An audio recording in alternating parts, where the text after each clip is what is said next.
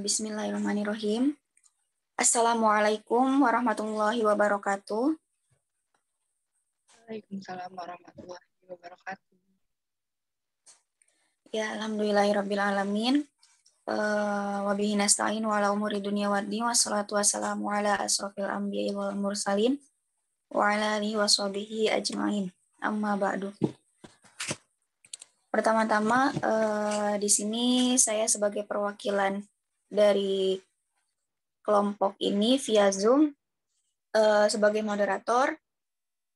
Kami ingin mengucapkan terima kasih kepada para peserta atau para audiens yang sudah mau bisa dan meluangkan waktunya untuk mengikuti PKM kelompok kami pada sore hari ini. Sebelum melanjutkan apa yang ingin kami lanjutkan di Zoom hari ini, saya izin memperkenalkan kelompok kami terlebih dahulu. Sebelumnya perkenalkan, nama saya Rani Nur Fitri. Sebagai moderator, saya dan teman-teman saya di kelompok 9 untuk tugas pengabdian kepada masyarakat dari Prodi Pendidikan Agama Islam, Fakultas Agama Islam, kelas 6D, Universitas Singapura Bangsa Karawang. Di sini kami ingin membagikan sedikit materi, sharing materi sama teman-teman yang mungkin beberapa materinya ini terkait dengan hadis. Sebelum melanjutkan PKM ini, saya persilahkan untuk teman-teman anggota PKM untuk memperkenalkan dirinya terlebih dahulu. Dipersilahkan, Teh Rachma. Ya, baik, terima kasih, Teh Rani. Bismillahirrahmanirrahim. Assalamualaikum warahmatullahi wabarakatuh. Waalaikumsalam warahmatullahi wabarakatuh. Perkenalkan, saya Rahma Khairunisa. Di pekan ke-14 ini, saya sebagai notulen. Terima kasih. Ya, terima kasih Teh Rachma. Selanjutnya ada Teh Saida. Assalamualaikum warahmatullahi wabarakatuh. Perkenalkan, nama saya Saida Hasina. Ya, saya akan menjelaskan materi nanti. Terima kasih. Ya, terima kasih. Selanjutnya ada Teh Novita. Ya, Assalamualaikum warahmatullahi wabarakatuh. Perkenalkan, nama saya Novita, saya sebagai pemateri. Ya, selanjutnya yang terakhir ada Teh Nurul. Assalamualaikum warahmatullahi wabarakatuh. Perkenalkan, nama saya Nurul Fahmi. Di sini saya akan menjadi pemateri. Terima kasih.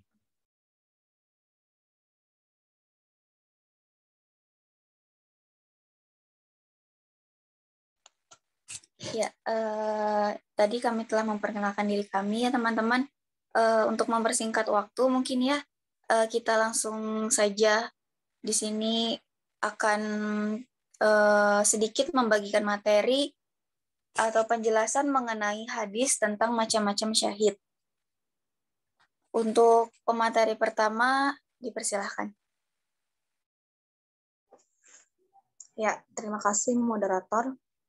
Ya, di sini saya akan membacakan sebuah hadis mengenai macam-macam syahid. Bismillahirrahmanirrahim.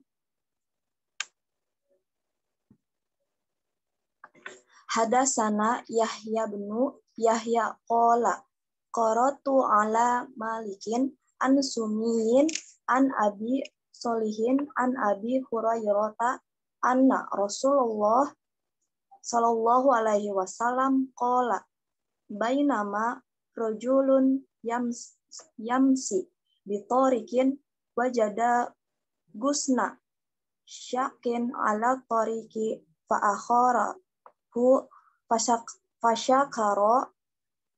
fasyakarallahu lahu faghafara lahu wa qala suhada khamsatun mat'una wal mabtunu wa ghariqu wa sahibul hadmi wa syahidu fi sabilillahi azza wa jalla.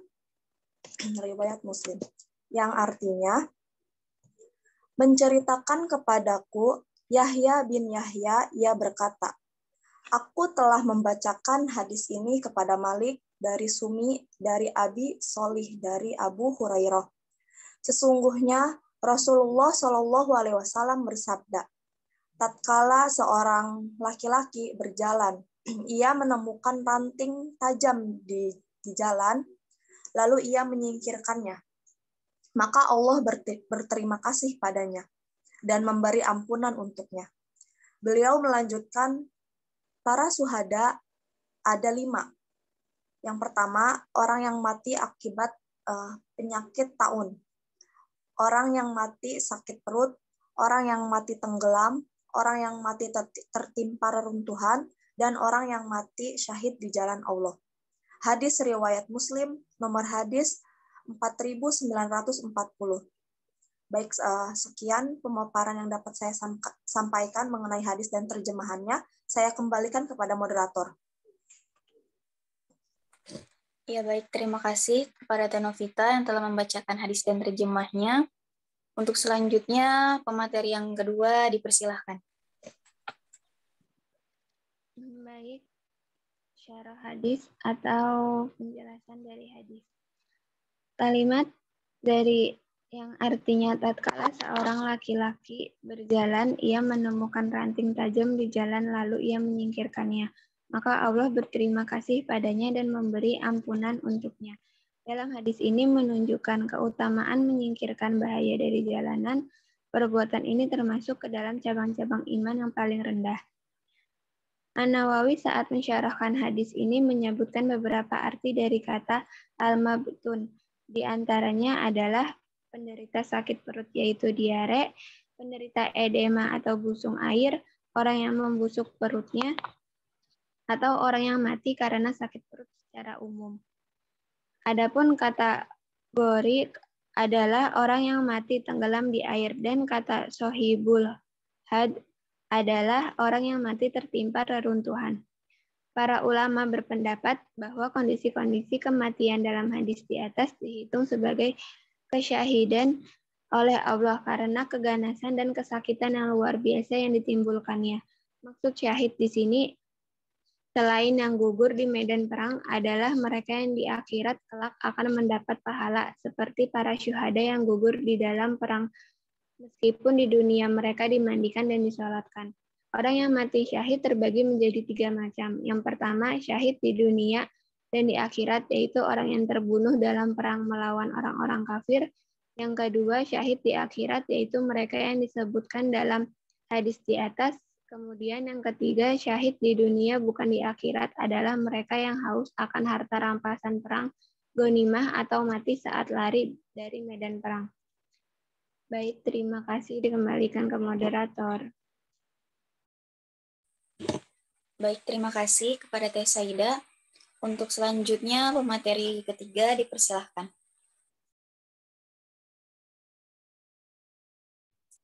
Ya, terima kasih. Selanjutnya adalah materi dari pelajaran yang dapat kita ambil dari hadis ini. Yaitu hadis ini memasukkan mota'un atau orang yang meninggal karena wabah ta'un ke dalam kelompok syuhada atau orang-orang yang mati syahid. Maka berdasarkan hal tersebut, orang muslim yang meninggal akibat COVID atau penyakit atau wabah yang sedang terjadi ini tergolong ke dalam syuhada apabila dikiaskan dengan wata'un. Namun, menurut Imam An-Nawawi, syahid yang orang meninggal karena wabah termasuk ke dalam kelompok syahid di akhirat.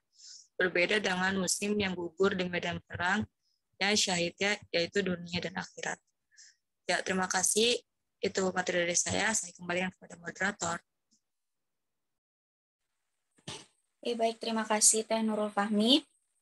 Untuk selanjutnya, pemateri berikutnya dipersilahkan.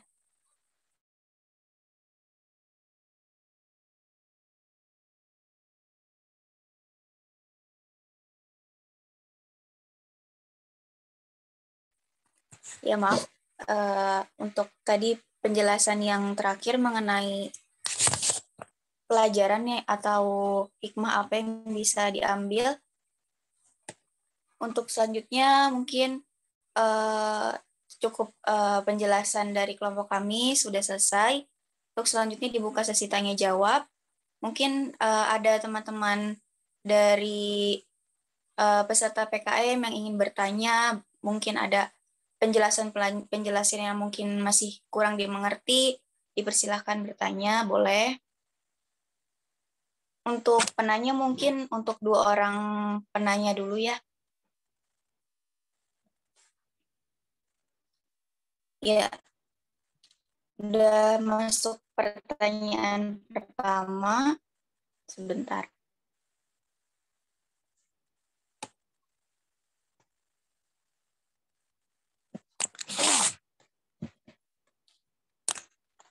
Ada pertanyaan dari Teh Riri. Pertanyaannya, izin bertanya, ada yang bilang jika ada ibu yang melahirkan, lalu mungkin setelah melahirkan itu ibu tersebut meninggal dunia.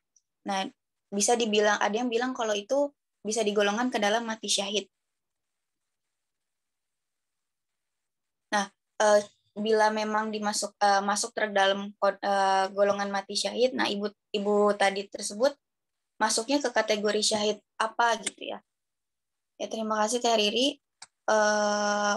Mungkin kami menampung dulu satu pertanyaan lagi sembari kami berdiskusi untuk menjawabnya.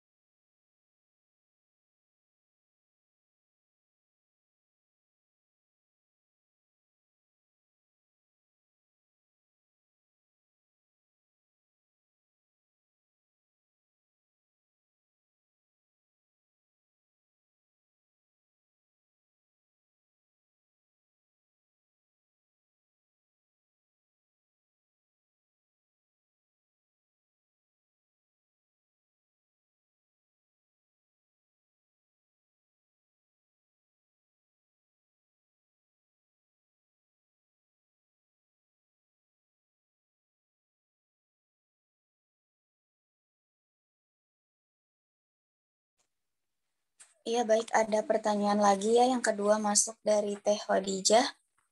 Pertanyaannya, izin bertanya, Teh, apa keistimewaan dari mati syahid? Ya, terima kasih Teh Khadijah untuk pertanyaannya. Baik, sudah ada 2 pertanyaan. Mungkin cukup untuk 2 pertanyaan dulu ya teman-teman. Berikan kelompok kami waktu sebentar untuk mendiskusikan terlebih dahulu. Terima kasih.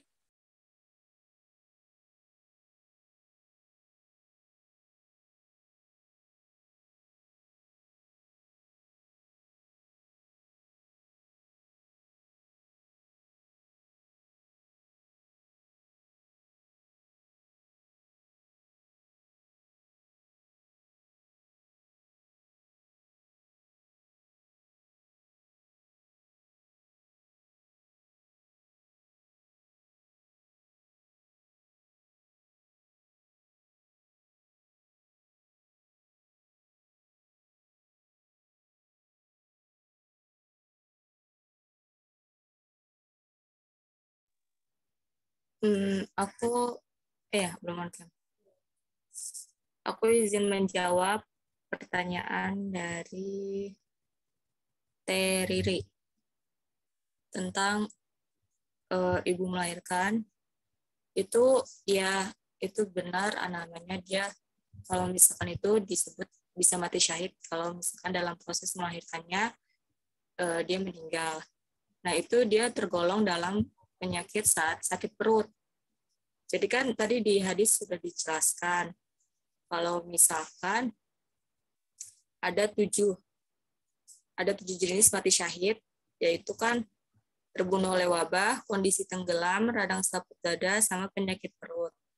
Nah, untuk orang yang hamil atau melahirkan itu termasuk sakit perut. Para ulama kayak penyakit perut juga berhubungan dengan rasa sakit yang tak nyaman yang dapat menyebabkan kematian. Seorang yang sakit perut akan mengalami banyak penderitaan. Biasanya ini berlangsung lama sebelum mereka meninggal dunia. Nah, banyak para ulama memberikan contoh diare berat dan penyakit yang mirip dengan kanker perut, sehingga muslim yang mengalami sakit perut kronis dan meninggal dunia digolongkan mati syahid. Mungkin terus wanita melahirkan itu ada tertuang dalam hadis yang diriwayatkan oleh Rasulullah SAW. Ibnu Qudamah menyebutkan hal ini termasuk dalam keadaan syahid ketika mereka telah suci, dimandikan, dan didoakan.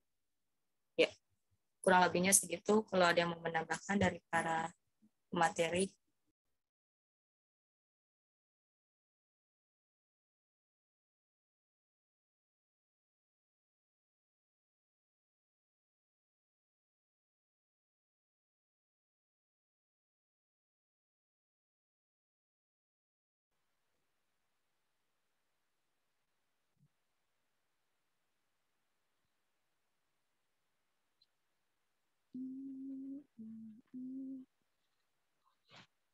Baik, mau jawab pertanyaan dari Teh Khadijah? Langsung aja ya. Orang yang mati syahid diberi keistimewaan, yaitu ada 4 perkara. Yang pertama, tidak merasakan sakaratul maut. Yang kedua, tidak merasakan azab kubur. Yang ketiga, tidak merasakan hisab. Dan yang keempat, langsung masuk surga. Baik, terima kasih. Ada yang mau nambah? Tidak. Ya, baik, terima kasih tadi ya. Sebelumnya Teh Nurul Fahmi sudah menjawab pertanyaan dari Teh Riri di pertanyaan pertama, dan Teh Saida sudah menjawab pertanyaan dari Teh Khadijah Walidiyah dari Politeknik Negeri Media Kreatif. Ya, terima kasih. Mungkin jawabannya tadi sudah cukup jelas ya. Sudah insya Allah bisa dimengerti, insya Allah semoga bermanfaat juga untuk yang bertanya dan umumnya untuk semuanya. Mungkin apabila masih ada yang ingin bertanya, dipersilahkan. Kalau memang tidak ada yang ingin bertanya lagi, mungkin dicukupkan sekian. Apakah masih ada yang ingin bertanya?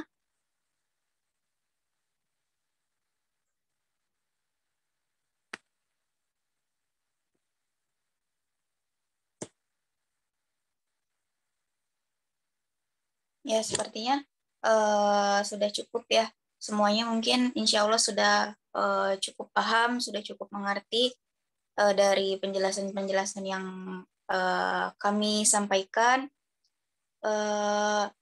Terima kasih. Mungkin dicukupkan sekian ya untuk PKM di pekan ke-14 sore hari ini mengenai materi mengenai hadis tentang macam-macam syahid.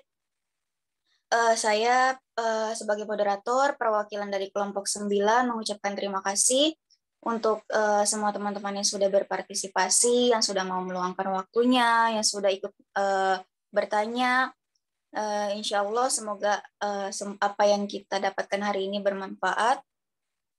Dan mohon maaf apabila ada kekurangan-kekurangan dari apa yang kami sampaikan. Di sini juga kita ya masih sama-sama belajar.